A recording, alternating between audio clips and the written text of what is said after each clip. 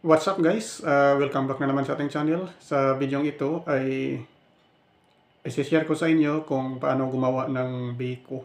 Dahil po wala tayo sa Pinas, medyo mahirap dito sa Canada ang maghanap ng mga panghalo natin sa biko. Pero ika nga, dahil nga Pinoy tayo, ay nagagawa natin yan ang paraan. So tara guys, panoorin natin ang video ito.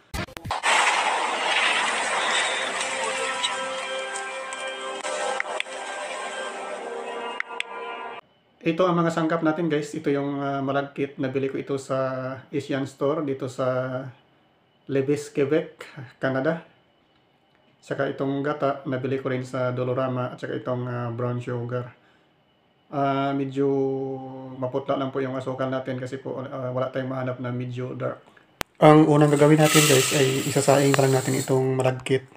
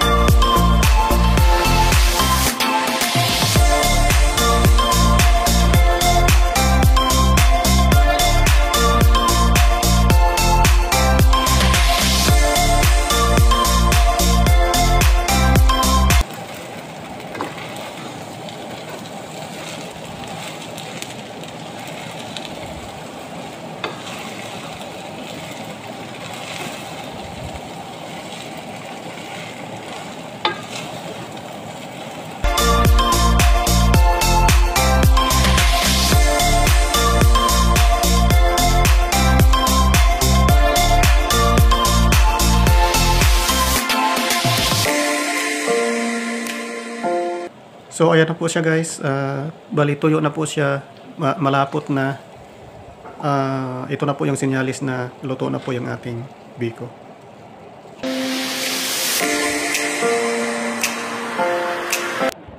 So ngayon po ililipat na natin siya sa ating lagayan.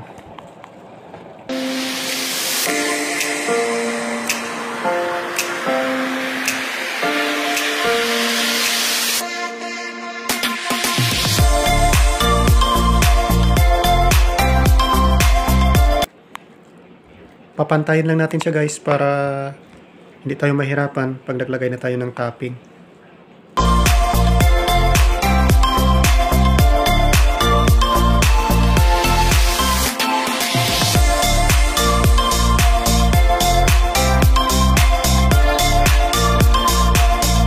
Ngayon, lagyan natin ng divider, no? Lagyan natin ng mark para hindi tayo mahirapan pag nagsandok. Pero guys, optional lang ito. Depende po sa inyo kung anong style ang gagawin nyo. Ang last step natin guys is gagawa tayo ng topping. Bali, pure ito na gata. Ilalagay lang natin sa kawali tapos pakuluin hanggang sa matuyo.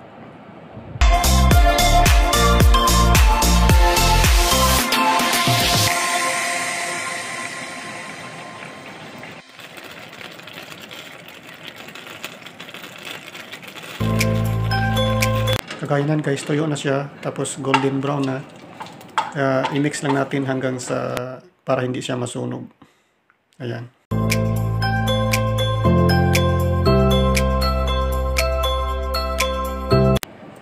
Ilipat lang natin siya ng lagayan guys hanggang sa lumamig. So sa ngayon po pwede natin siyang ilagay sa taas ng ating nilutong biko. Bali ibobod lang po.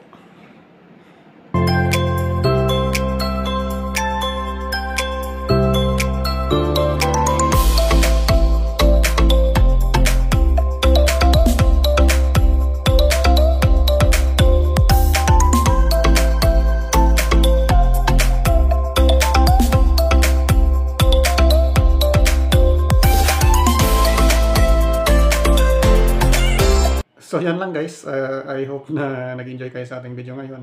Kung bago ka sa ating channel, huwag kalimutang mag-subscribe at pindutin pa ang notification bell para updated ka sa susunod nating video. Maraming salamat, hanggang sa muli na naman.